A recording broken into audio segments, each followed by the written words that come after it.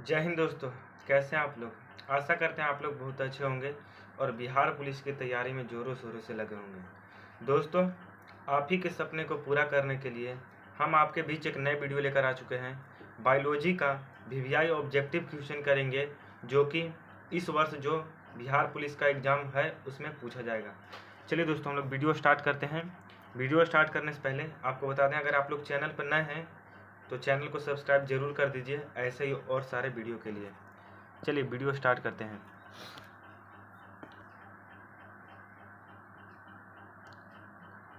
तो दोस्तों, हमारा पहला सवाल है, बीसीजी का टीका किस रोग से बचाता है। बीसीजी का टीका किस रोग से लगाता है। हमारे ऑप्शन है काली खांसी से, क्षय रोग से, चेचक से या पोलियो से। तो आप आंसर आपको मालूम है तो कमेंट बॉक्स में जल्दी से कमेंट कीजिए कि क्या आंसर होगा। दोस्तों, इसका आंसर क्या हो जाएगा, बीसीजी का जो टीका है वो हमें बचाता है किस रोग से, तो वो क्षय रोग से बचाता है। ऑप्शन बी इसका सही आंसर हो जाएगा। प्रश्न 2, टीकाकरण का जनक किसे माना जाता है। लिनियस को, मंडल को, जेनर को या फ्लेमिंग को। कहता है कि टीकाकरण का जनक किसे माना जाता है, तो टीकाकरण का जनक किसे माना जाता है, तो वो माना जाता है जेनर को। ऑप्शन सी इसका सही आंसर हो जाएगा। प्रश्न संख्या 3, प्रोकैरियोटिक कोशिका में दिखने वाला एकमात्र कोशिका अंगक है। क्या माइटोकॉन्ड्रिया है, या राइबोसोम है, लवक है या लाइसोसोम है। क्या है वो, क्या दिखता है, प्रोकैरियोटिक कोशिका में क्या दिखता है, तो वो दिखता है राइबोसोम दिखता है। ऑप्शन बी इसका सही आंसर हो जाएगा। प्रश्न संख्या 4, किसी कोशिका में मौजूद सबसे बड़ी कोशिकांग कौन सा होता है। अंतःप्रद्रवी को जालिका, या नाभिक, या गाल्जी का, या माइक्रोकॉन्ड्रिया। तो क्या होता है, क्या होता है, अंतःप्रद्रवी जालिका। ये जो है ऑप्शन ए जो होता है कि किसी कोशिका में मौजूद सबसे बड़ी कोशिकांग होता है, क्या होता है, अंतःप्रद्रवी जालिका। ऑप्शन ए सही आंसर हो जाएगा। प्रश्न संख्या 5, साधारण मानव में कुल सूत्र होते हैं, कितने होते हैं, 36, 46, 56 या 26। तो कितने होते हैं साधारण मानव में, तो वो होते हैं 46।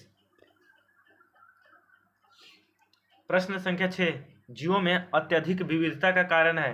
क्या अनुकूलन, सहभागिता, उत्परिवर्तन या बहुगुण सूत्रता। तो क्या है दोस्तों, तो क्या है, उत्परिवर्तन। ऑप्शन सी इसका सही आंसर हो जाएगा। जीवों में अधिकांश विविधता का कारण जो है वो क्या है, उत्परिवर्तन है। प्रश्न संख्या 7, जंतु कोशिका में निम्न में से क्या अनुपस्थित रहता है। सेलुलोज की कोशिका भित्ति, केंद्रक, माइक्रोकॉन्ड्रिया या इनमें से कोई नहीं।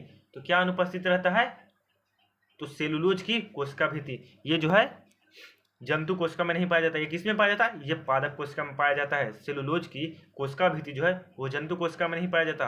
किस में पाया जाता है, वो केवल पादप कोशिका में पाया जाता है। प्रश्न संख्या 8, अर्धसूत्री विभाजन होता है, किसमें होता है, कायिक कोशिकाओं में, जनन कोशिकाओं में या दोनों में या कोई नहीं। तो अर्धसूत्री विभाजन किसमें होता है, वो होता है जनन कोशिकाओं में। ऑप्शन 20 का सही आंसर हो जाएगा। अर्धसूत्री विभाजन जो है वो किसमें होता है, जनन कोशिकाओं में होता है। प्रश्न संख्या 9, सामान्य मानव रक्त है, क्या है, उदासीन है, थोड़ा अम्लीय है, अम्ल या क्षार में परिवर्तनशील है या थोड़ा क्षारीय है। तो कैसा है, सामान्य मानव का रक्त कैसा है, तो वो थोड़ा क्षारीय है, क्योंकि इसका पीएच मान 7 से कम होता है ना, 6.4। तो क्या 7 से कम होता है तो क्या होता है, क्षारीय होता है। 7 से ज़्यादा होता है तो क्या होता है, वो अम्लीय होता है, आपको पता होगा। प्रश्न संख्या 10, इनमें से कौन सा रक्त समूह यूनिवर्सल दाता माना जाता है। एओ या ओ, ए या बी। तो कौन सा माना जाता है, ओ जो है, ऑप्शन बी सही आंसर हो जाएगा। ओ जो है वो रक्त समूह जो है वो यूनिवर्सल दाता माना जाता है। मतलब कहने का मतलब है कि जो वो रक्त समूह है वो किसी भी मनुष्य को दे सकता है, उसका चाहे ब्लड ग्रुप कुछ भी हो, वो जिसका अगर वो रक्त समूह है वो किसी को दे सकता है। प्रश्न संख्या 11, रक्त में पाए जाने वाला खाली स्थान शरीर में ऑक्सीजन परिवहन के लिए जिम्मेदार है। तो क्या है, सफेद रक्त कोशिका, प्लेटलेट्स, लाल रक्त कोशिका या प्लाज्मा। तो क्या है वो लाल रक्त कोशिका जो है रक्त में पाए जाने वाले जो लाल रक्त कोशिकाएं हैं वो शरीर में ऑक्सीजन का परिवहन करने के लिए जिम्मेदार होते हैं। कैसे होते हैं? तो जो लाल रक्त कोशिकाएं होते हैं उनमें पता होगा आपको कि हीमोग्लोबिन पाया जाता है। तो हीमोग्लोबिन जो है वो ऑक्सीजन के साथ क्रिया करके ऑक्सो हीमोग्लोबिन बनाता है, और जो ऑक्सो हीमोग्लोबिन रक्त के साथ पूरे शरीर में एक एक कोशिकाओं तक क्या ऑक्सीजन को पहुंचाता है। तो कौन पहुंचाता है? लाल रक्त कोशिकाओं पहुंचाता है। प्रश्न संख्या 12 कहता है वायवीय श्वसन क्या है? वायवीय श्वसन क्या है? हमारे ऑप्शन है, 1 मिनट रुक जाइए आप।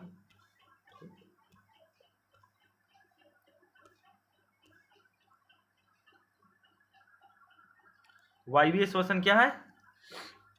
आणविक ऑक्सीजन के बिना श्वसन है, या ऑक्सीजन की उपस्थिति में श्वसन है, या त्वचा के माध्यम से श्वसन है, या गलफड़ों के माध्यम से श्वसन है। तो क्या है? क्या है? यह है ऑक्सीजन की उपस्थिति में श्वसन। ऑप्शन बी इसका सही आंसर हो जाएगा। वो क्या हो जाएगा? ऑप्शन बी सही आंसर हो जाएगा। प्रश्न संख्या 13 कहता है खाली स्थान हीमोग्लोबिन में मौजूद होता है। क्या मौजूद होता है? एल्बुमिन या ग्लोबिन या ग्लोब्यूलिन या हीम। तो क्या मौजूद होता है? हीमोग्लोबिन में कौन सा प्रोटीन मौजूद होता है? तो कौन सा मौजूद होता है? ग्लोबिन प्रोटीन जो है, हीमोग्लोबिन में मौजूद प्रोटीन क्या होता है? ग्लोबिन प्रोटीन जो है वो हीमोग्लोबिन में मौजूद प्रोटीन है। या आपसे पूछ सकता है कि हीमोग्लोबिन में कौन सा प्रोटीन पाया जाता है, तो आप बोलिएगा क्या आंसर हो जाएगा? ग्लोबिन प्रोटीन जो है वो हीमोग्लोबिन में पाया जाता है। और हीमोग्लोबिन कहाँ पाया जाता है? हीमोग्लोबिन कहाँ पाया जाता है? लाल रक्त कोशिकाओं में हीमोग्लोबिन पाया जाता है। प्रश्न संख्या 14 रक्त में सफेद रक्त कण है। क्या है? प्रोटीन हीमोग्लोबिन ले जाता है, पोषक तत्वों को ले जाता है, या शरीर के में संक्रमण से बचाता है, या फिर खून जमने में मदद करता है। रक्त में सफेद रक्त कण का क्या करता है? क्या करता है? तो शरीर में संक्रमण से बचाता है। क्या करता है? सफेद रक्त कोशिका जो है वो क्या करता है? शरीर में संक्रमण से बचाता है। प्रश्न संख्या 15 कहता है क्या मनुष्यों की सामान्य स्पंदन दर क्या है? पल्स रेट क्या है? 80 से 90 बीट प्रति मिनट, या 97 बीट प्रति मिनट, या 70 से 80 बीट प्रति मिनट, या फिर 2 बीट प्रति मिनट। तो क्या है? मनुष्यों की सामान्य स्पंदन दर क्या है? स्पंदन दर क्या होती है? तो कितनी होती है? वो होती है 70 से 80 बीट प्रति मिनट। ऑप्शन सी इसका सही आंसर हो जाएगा। प्रश्न संख्या 16 रक्त में लाल रंग निम्न में से किसके कारण होता है? प्लाज्मा के कारण, हीमोग्लोबिन के कारण, हीमोसाइनिन के कारण, या फिर WBC के कारण। तो किसके कारण होता है? रक्त में लाल रंग किसके कारण होता है? तो वो होता है हमारे हीमोग्लोबिन। हीमोग्लोबिन के कारण क्या होता है ना दोस्तों कि रक्त जो है वो लाल दिखाई देता है या लाल होता है। प्रश्न संख्या 17 हमारे शरीर में रक्त का दाब होता है। क्या होता है? वायुमंडलीय दाब से कम होता है, वायुमंडलीय दाब से अधिक होता है, या वायुमंडलीय दाब के बराबर होता है, या उपयुक्त कोई नहीं होता है। तो दोस्तों हमारे शरीर में रक्त का जो दाब होता है वो क्या होता है? तो वायुमंडलीय दाब से अधिक होता है। क्या होता है? ऑप्शन 20 का सही आंसर हो जाएगा। प्रश्न संख्या 18 RH कारण का नाम संबंध है कि एक प्रकार के किससे? RH कारक का नाम संबंधित है एक प्रकार के किससे? कपी से, मानव से, चूहा से, या बंदर से या चूहा से। क्या है? RH कारक का नाम संबंधित है किससे संबंधित है? तो है बंदर से। ऑप्शन सी इसका सही आंसर हो जाएगा। प्रश्न संख्या 19 निम्नलिखित में कौन से प्राणी समुद्रों में पाए जाते हैं? पोरिफेरा, या एकाइनोडर्मेटा, या मोलस्का, या फिर पिसीज। पिसीज किसको कहते हैं? मत्स्य वर्ग के जो होते हैं उसको पिसीज कहते हैं। तो क्या कौन से प्राणी समुद्र में पाए जाते हैं? तो पाए जाते हैं एकाइनोडर्मेटा। कौन से? एकाइनोडर्मेटा जो प्राणी हैं वो समुद्र में पाए जाते हैं। प्रश्न संख्या 20 अमीबा जिस प्रक्रिया द्वारा भोजन प्राप्त करता है वह कहलाता है। क्या कहलाता है? बहिकोशिकता, अंतःकोशिकता, या प्रद्रव्यलन, या बाह्य कोशिका में अंतःकोशिका दोनों। जो अमीबा है जिस प्रक्रिया के द्वारा भोजन प्राप्त करता है वो क्या कहलाता है? वो कहलाता है अंतःकोशिका। प्रश्न संख्या 21, निम्नलिखित में कौन सा एक कोशिकीय जीव का उदाहरण है? कौन सा उदाहरण है जो एक कोशिकीय? तो प्रोटोजोआ, एंथ्रोपाइड्स, एकिनोडर्म्स या फिर एनेलिडीज। तो कौन सा है एक कोशिकीय जीव? इसमें से कौन सा है? तो है हमारा प्रोटोजोआ जो है यह है एक कोशिकीय जीव। प्रश्न संख्या 22 कहता है खाली स्थान एनेलिडा वर्ग से संबंधित नहीं है। एनेलिडा वर्ग से संबंधित नहीं है, कौन सा? केचुआ, नेरिस, जोंक या फिर एस्केरिस। कौन सा है जो एनेलिडा वर्ग से संबंधित नहीं है? तो वह है एक्सकेरिस। कौन सा? एस्केरिस। ऑप्शन डी सही आंसर हो जाएगा, जो क्या कि एनेलिडा वर्ग से संबंधित नहीं रखता है। कौन है? एस्केरिस। प्रश्न संख्या 23, त्वचीय श्वसन होता है किसमें होता है? पंछियों में होता है, इंसानों में होता है, केंचुआ में होता है या मछलियों में होता है? तो किसमें होता है? त्वचीय श्वसन जो होता है वो किसमें होता है? वो होता है हमारे किसमें? वो होता है केंचुआ में। त्वचीय श्वसन जो होता है वो होता है किसमें? केंचुआ में। केंचुआ जो है वो त्वचा के द्वारा श्वसन करते हैं। प्रश्न संख्या 24, सबसे बड़ा स्तनपायी कौन सा है? सबसे बड़ा स्तनपायी कौन सा है? अफ्रीकी हाथी या नर दरियाई घोड़ा या ब्लू व्हेल या नर हैमरहेड शार्क। नर हैमरहेड शार्क। तो कौन सा है स्थलीय सबसे विशाल? वो है हमारा क्या? ब्लू व्हेल जो है वो है सबसे विशाल जो है स्थलीय जीव है। सॉरी, स्थलीय जीव क्या था? प्रश्न क्या था आपका? एक मिनट, हमारा प्रश्न क्या था? सबसे बड़ा स्तनपायी कौन सा है? सबसे बड़ा स्तनपायी कौन सा है? तो वो क्या है? वो है ब्लू व्हेल। ऑप्शन सी इसका सही आंसर हो जाएगा, ब्लू व्हेल। प्रश्न संख्या 25 क्या कहता है? आहार नाल के किस भाग में भोजन अंतिम रूप से पचता है? अमाशय में, मुख गुहा में, बृहदांत, बड़ी आंत को ही बोलते हैं क्या? बृहदांत बोलते हैं बड़ी आंत को ही, छोटी आंत। तो किसमें? आहार नाल के किस भाग में भोजन का अंतिम रूप से पाचन होता है? वो होता है हमारे छोटी आंत में। ऑप्शन डी इसका सही आंसर हो जाएगा। प्रश्न संख्या 26, मानव शरीर में निम्न में से किसका आकार सबसे बड़ा होता है? मानव शरीर में निम्न में से किसका आकार सबसे बड़ा होता है?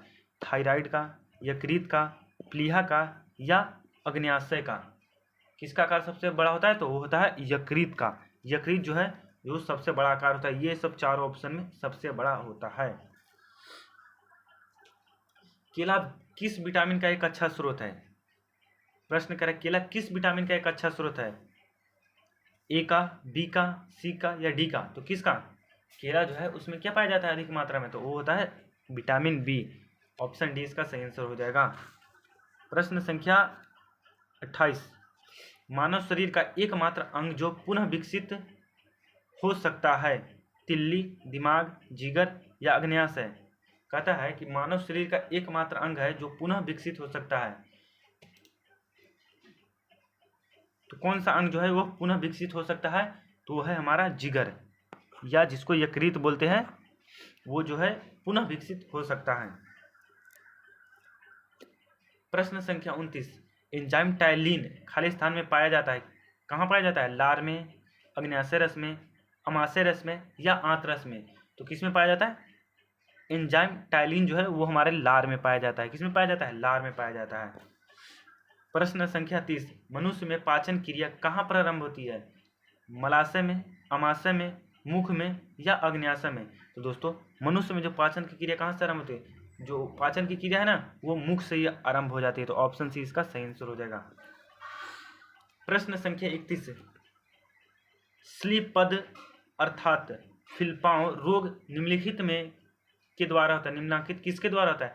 कहता है कि स्लीपपद अर्थात फिलपांव रोग जो है वो किसके द्वारा होता है? बुचेरिया के द्वारा होता है या पिन कृमि द्वारा होता है या फिर प्लेनेरिया प्राणी द्वारा होता है या फिर यकृत प्रनाभ कृमि द्वारा होता है? तो किसके द्वारा होता है?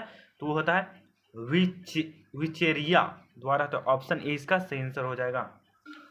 प्रश्न संख्या 32, निम्नलिखित में से कौन सा विषाणु रोग नहीं है? निम्नलिखित में से कौन सा विषाणु ऐसा है जो रोग नहीं है? डेंगू, एड्स, टाइफाइड या इन्फ्लुएंजा? तो कौन सा है? टाइफाइड जो है ये विषाणु रोग नहीं है। टाइफाइड जो है ये विषाणु जनित रोग नहीं है। प्रश्न संख्या 33, निम्नलिखित में से कौन सा रोग जीवाणु द्वारा होता है? जीवाणु द्वारा कौन सा रोग होता है? टाइफाइड, एंथ्रेक्स, क्षय रोग या मलेरिया? तो कौन सा रोग है? वो है मलेरिया। ये जो है जीवाणु द्वारा होने वाला रोग कौन सा है? तो मलेरिया। प्रश्न संख्या 34, काली खांसी को खालिस्तान भी कहा जाता है और क्या कहा जाता है काली खांसी को? पर्टूसिस, कंटमाला, वेरियोला या फिर रूबेला? तो और क्या कहा जाता है काली खांसी को? तो और कहा जाता है क्या? पर्टूसिस।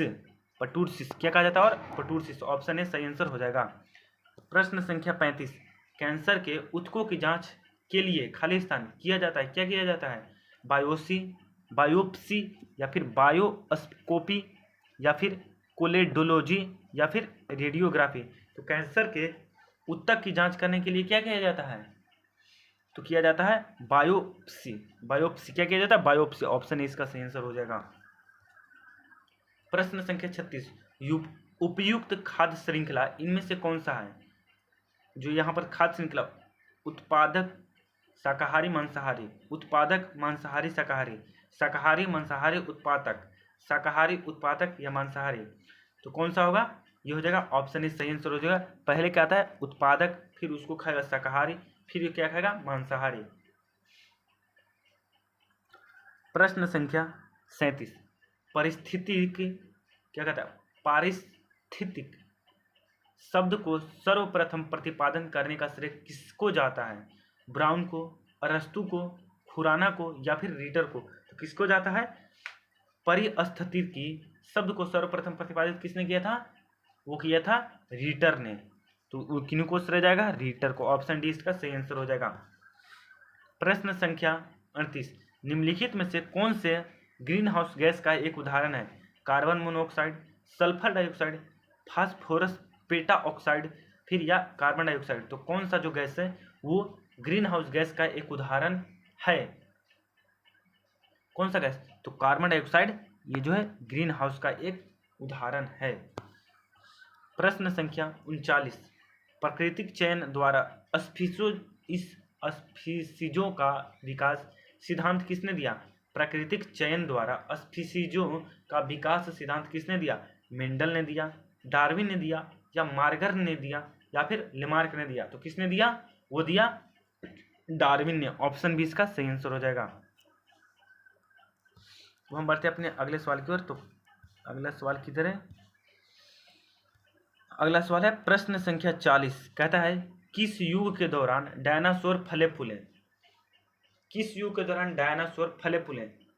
प्रोटेरोजोइक ईरा या फिर पालेओजोइक ईरा या फिर सेनोजाइक ईरा या फिर मेसोजोइक ईरा? तो कौन सा होगा आंसर? किस युग के दौरान डायनासोर फले फूले? तो किस युग में? वो फले थे मेसोजोइक ईरा में। ऑप्शन डी इसका सही आंसर हो जाएगा। ओहो, क्या हो जाएगा? ऑप्शन डी इसका सही आंसर हो जाएगा। प्रश्न संख्या 42, विकास के उत्परिवर्तन सिद्धांत का प्रतिपादन किसने किया? विकास के उत्परिवर्तन सिद्धांत का प्रतिपादन किसने किया था? हक्सले ने या फिर डार्विन ने या फिर लेमार्क ने या फिर हुगो डी ब्रिज ने? किसने किया था? वो किया था हुगो डी ब्रिज ने। ऑप्शन डी इसका सही आंसर हो जाएगा। प्रश्न संख्या 42, ब्रिको की निस्यंदन इकाई को कहते हैं, क्या कहता है कि ब्रिको की निस्यंदन इकाई को कहते हैं, क्या कहते हैं? मूत्र नली, मूत्र मार्ग, न्यूरॉन या नेफ्रॉन? क्या कहते हैं? नेफ्रॉन। क्या कहते हैं? निस्यंदन इकाई क्या होती है? नेफ्रॉन होती है। या आपसे ये पूछे ब्रिक की इकाई क्या होती है? तो नेफ्रॉन होती है। प्रश्न संख्या 43, खाली स्थान मानव में अमोनिया को यूरिया में बदल देता है। कौन अमोनिया को यूरिया में बदल देता है? किडनी, लीवर, अग्न्याशय या बढ़िया? तो कौन बदलता है? वो बदलता है लीवर। ऑप्शन 20 का सही आंसर हो जाएगा।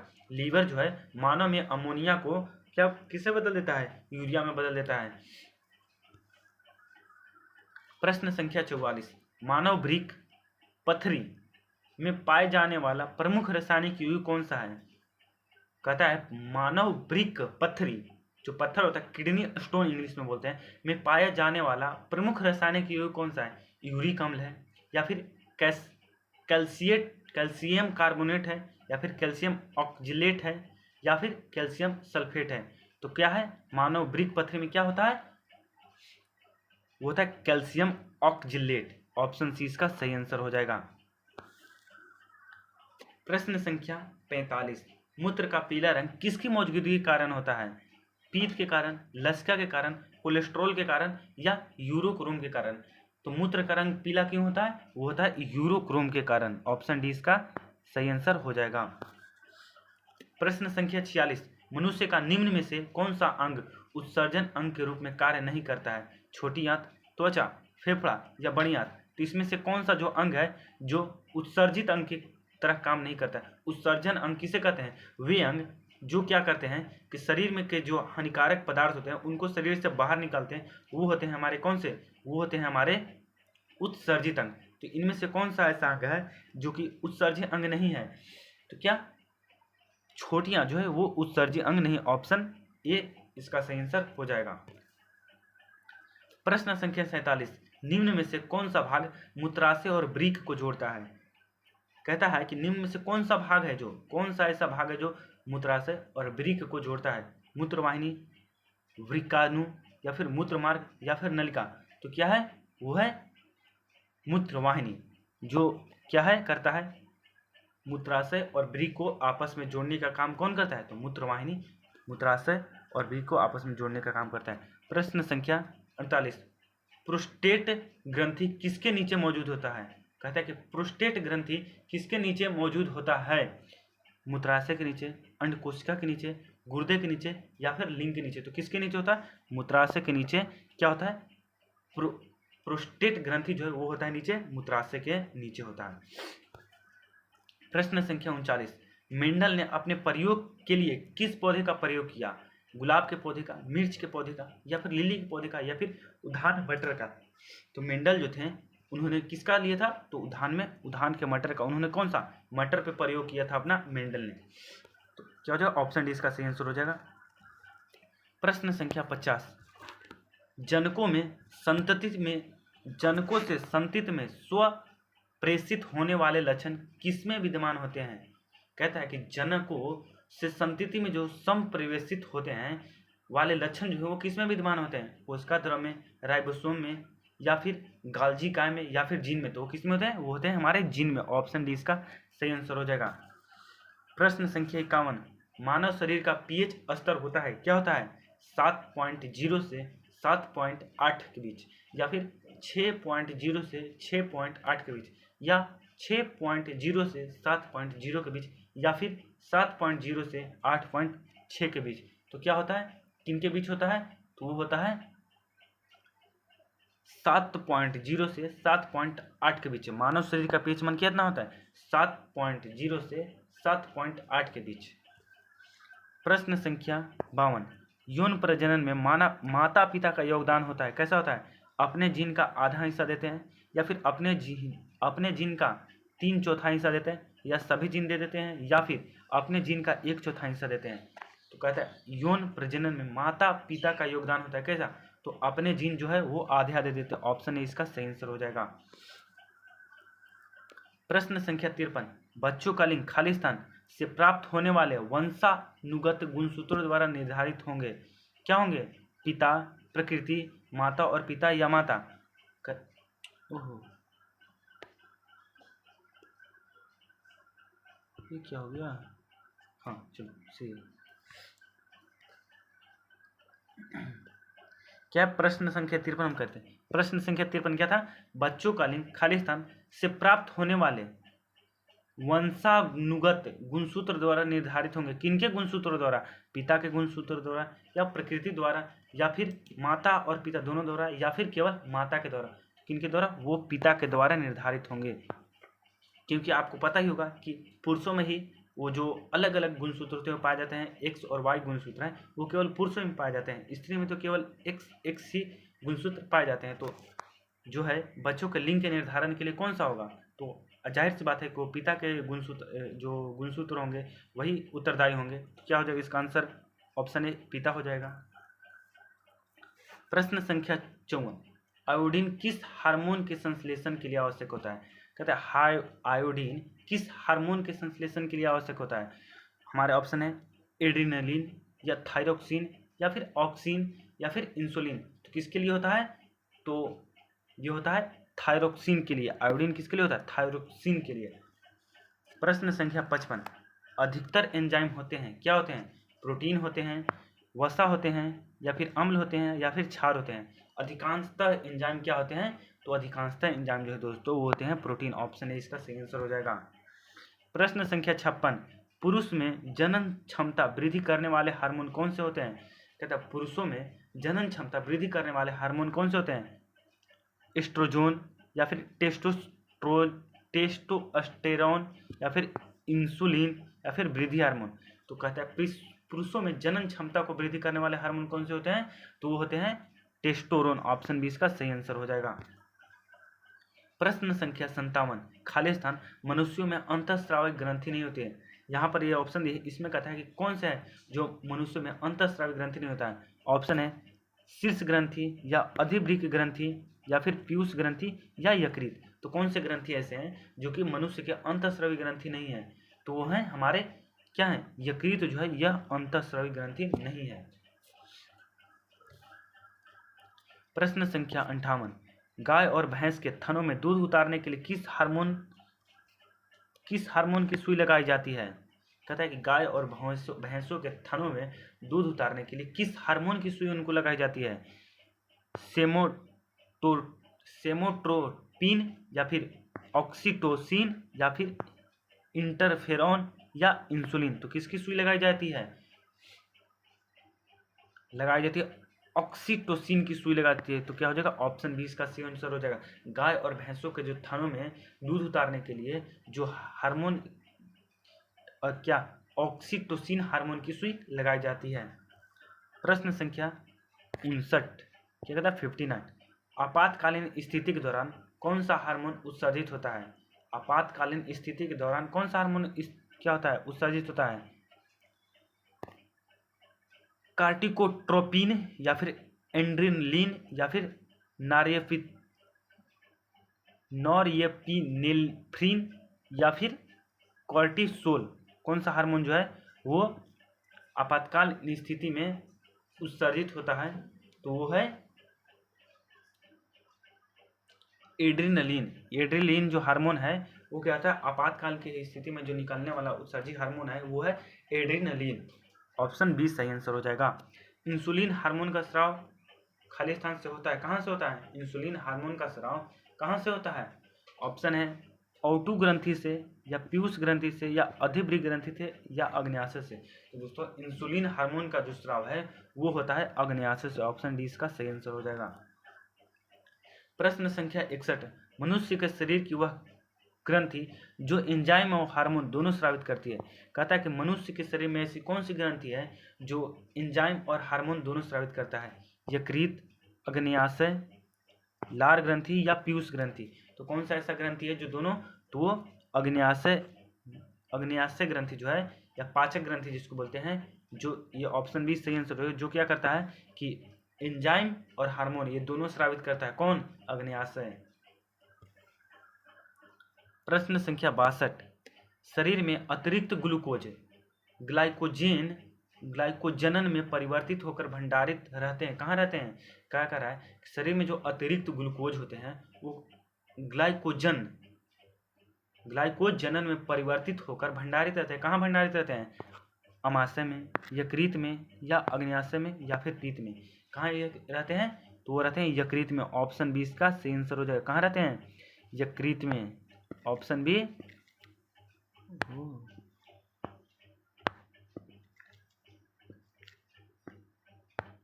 ऑप्शन बी सही आंसर हो जाएगा। कहाँ रहते हैं? यकृत में। प्रश्न संख्या 63, किस हार्मोन की कमी के कारण मधुमेह रोग होता है? एड्रीनलिन, थायरोक्सिन, इंसुलिन या ऑक्सीटोसिन। किस हार्मोन के कारण मधुमेह रोग होता है? तो वो होता है इंसुलिन के कारण। ऑप्शन सी इसका सही आंसर हो जाएगा। कौन सा? इंसुलिन। इंसुलिन के कारण दोस्तों क्या होता है कि मधुमेह रोग होता है।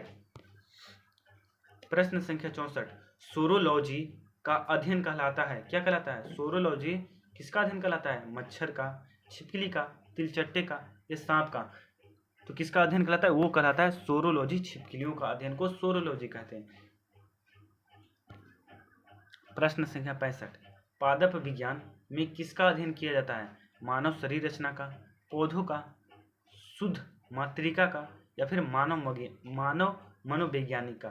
पादप विज्ञान में किसका अध्ययन किया जाता है? तो जाहिर सी बात है पादप विज्ञान कह रहे तो उसमें पौधे का अध्ययन किया जाता है, तो इसका आंसर हो जाएगा ऑप्शन बी, पौधे।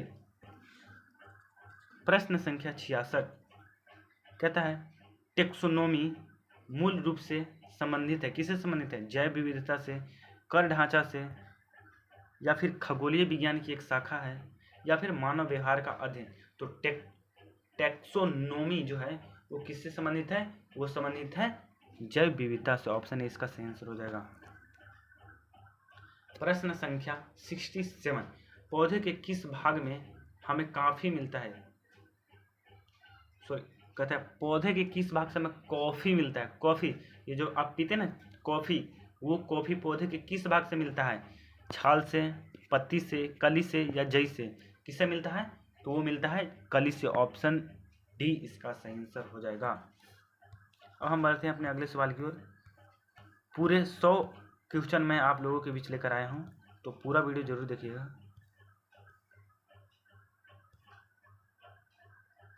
प्रश्न संख्या 68, चावल के खेतों में मिट्टी की उर्वरता को खालिस्तान द्वारा बेहतर किया जा सकता है, किसके द्वारा? पोटेशियम द्वारा, नीले हरे शैवाल द्वारा, या फिर जिप्सम द्वारा, या फिर सोडियम क्लोराइड द्वारा? किसके द्वारा किया जा सकता है? तो वो नीले हरे शैवाल द्वारा क्या किया जाता है कि चावल के खेतों में मिट्टी की उर्वरता को बढ़ाया जा सकता है नीले हरे शैवाल द्वारा। प्रश्न संख्या 69, लुई पास्चर को किस खोज के लिए जाना जाता है? लुई पास्चर को किस खोज के लिए जाना जाता है? पोलियो के टीका के लिए, या फिर छोटी चेचक का टीका के लिए, या फिर चेचक का टीका के लिए, या फिर रेबीज का टीका के लिए? तो लुई पास्चर को किस लिए जाना जाता है? तो वो जाना जाता है रेबीज के टीका के लिए। प्रश्न संख्या 70, मेरु रज्जा निकलती है, कहाँ से निकलती है? प्रमस्तिष्क से, मेडुला से, या फिर पोष से, या फिर अनुमस्तिष्क से? मेरु रज्जी कहाँ से निकलती है? तो मेरु रज्जी निकलती है कहाँ से? मेडुला से। ऑप्शन बी इसका सही आंसर हो जाएगा। प्रश्न संख्या 71, इनमें से कौन सी एक स्वैच्छिक कार्रवाई नहीं है? इनमें से कौन सी एक स्वैच्छिक कार्रवाई नहीं है? एक वस्तु लेना, या फिर दिल धड़कना, या मुट्ठी को बंद करना, या फिर एक कुर्सी को चलाना? इनमें स्वैच्छिक मतलब आप स्वैच्छिक किसको कार्रवाई नहीं है? जो आप चाहें वो कर सकते हैं, आप चाहें तो उसको रोक सकते नहीं है। कौन नहीं है? दिल का धड़कना, ये जो है ना स्वैच्छिक क्रिया नहीं है। आप चाहकर भी दिल के धड़कन को कंट्रोल नहीं कर सकते हैं। ऑप्शन बी इसका सही आंसर हो जाएगा। प्रश्न संख्या 72, निम्नलिखित में से मानव मस्तिष्क का वह भाग कौन सा है जिसमें विचारों का संग्रह होता है? विचारों का संग्रह मनुष्य के मस्तिष्क के किस भाग में होता है? अनुमस्तिष्क में होता है, या सेरिबेलम में होता है, या फिर मध्य मस्तिष्क में होता है, या अग्र मस्तिष्क में होता है? तो कहाँ पर होता है? वो होता है अग्र मस्तिष्क में। विचारों का संग्रह कहाँ होता है? अग्र मस्तिष्क में। ऑप्शन डी इसका सही आंसर हो जाएगा। अब बढ़ते हैं हम अपने अगले सवाल को। प्रश्न संख्या 73, खालिस्तान दो न्यूरॉनों के बीच का स्थान होता है, क्या होता है? दो न्यूरॉन के बीच का स्थान क्या होता है? डेंड्राइट्स, या फिर सिनेपैस, या एक्सोन, या फिर प्रमस्तिष्क का मेरुद्रव? क्या होता है? क्या होता है? दो न्यूरॉन्स के बीच का स्थान क्या होता है? एक्सोन होता है। एक्सोन क्या कहलाता है? एक्सोन। ऑप्शन सी इसका सही आंसर हो जाएगा। प्रश्न संख्या 74, निम्नलिखित में से किस पौधे से तेल प्राप्त किया जाता है? मसूर से, सूरजमुखी से, फूलगोभी से, या गुड़हल से? किस पौधे से क्या है तेल प्राप्त किया जा सकता है? किसे किया जा सकता है? तो सूर्यमुखी से तेल प्राप्त किया जा सकता है। ऑप्शन बी सही आंसर हो जाएगा। प्रश्न संख्या 75, खालिस्तान बहुविखंडन द्वारा जनन करता है, कौन? खमीर, प्लाज्मोडियम, या फिर प्लेनेरिया, या फिर राइजोपस? कौन है जो बहुविखंडन विधि द्वारा जनन करता है? तो कौन? वो करता है प्लाज्मोडियम। क्या कौन सा है? प्लाज्मोडियम जो है वो बहुविखंडन द्वारा जनन करता है। ऑप्शन बी सही आंसर हो जाएगा। प्रश्न संख्या 76, पौधों में खाली स्थान हार्मोन के संचार के कारण वे प्रकाश की ओर झुक जाते हैं। क्या कहता है? पौधों में खालिस्तान हार्मोन के संचार के कारण वे प्रकाश की ओर झुक जाते हैं। कौन से? एब्सिक्सिक अम्ल, या फिर जिब्रेलिन, या फिर साइटोकाइनिन, या फिर ऑक्सिन। तो कौन से? तो क्या हो जाएगा इसका answer? Option D auxin. Auxin क्या? पौधों में जो ऑक्सिन हार्मोन के संचार के कारण क्या होता है ना कि वे प्रकाश की ओर झुक जाते हैं। किस हार्मोन के कारण पौधे जो है प्रकाश की ओर झुक जाते हैं? तो ऑक्सिन के कारण जो होते हैं पौधे प्रकाश की ओर झुक जाते हैं। ऑप्शन डी सही आंसर हो जाएगा। प्रश्न संख्या 77, पौधे का नर प्रजनन अंग है। क्या है? वर्तिका, या फिर वर्तिकाग्र, अंडाशय, या पुंकेसर। पौधे का नर प्रजनन अंग क्या है? वह है पुंकेसर। ऑप्शन डी इसका सही आंसर हो जाएगा। प्रश्न संख्या 78, कवक की कोशिका भित्ति बनी होती है। किससे बनी होती है? हेमीसेलुलोज से, या फिर सेलुलोज से, या फिर काइटिन से, या फिर लिग्निस से। किससे बनी होती है? कवक की जो कोशिका भित्ति है वो किससे बनी होती है? वो बनी होती है काइटिन से। ऑप्शन सी इसका सही आंसर हो जाएगा। प्रश्न संख्या 79, खालिस्तान समूहों के पौधों को समांतर सवाल कहा जाता है। किस समूह के पौधे को समांतर सवाल कहा जा सकता है? जिम्नोस्पर्म, या फिर थैलोफाइट, या फिर एरिडोफाइट, या फिर ब्रायोफाइट। किस वर्ग के पौधे को क्या सामान्यतः सवाल कहा जा सकता है? तो वो कहा जा सकता है थैलोफाइट वर्ग के जो पौधे होते हैं, थैलोफाइट वर्ग के जो पौधे होते हैं। ऑप्शन बी थैलोफाइट वर्ग या समूह के जो पौधे होते हैं इनको सवाल कहा जा सकता है। प्रश्न संख्या 80 कहता है टेरिफोफाइड खालिस्तान होता है किसमें होता है? नॉन पेनेट्रेशन के बीज में, या फिर बीज रहित संवहनी पौधे में, या फिर बीज संवहनी पौधे में, या संततियों के बीज में। टेरिडोफाइट होता है किसमें होता है? टेरिडोफाइट जो दोस्तों है वो होता है बीज रहित संवहनी पौधे में। ऑप्शन 20 का सही आंसर होता है। दोस्तों इसी के साथ हम वीडियो को करते हैं खत्म। वीडियो अच्छा लगा तो लाइक कीजिएगा, और बिहार पुलिस के सभी सब्जेक्ट का आपको पीडीएफ चाहिए होगा तो कमेंट कीजिएगा कि आपको पीडीएफ चाहिए। पूरे सब्जेक्ट का पीडीएफ हम आपको प्रोवाइड कराएंगे। तो मिलते हैं नए वीडियो में, तब तक के लिए जय हिंद जय भारत।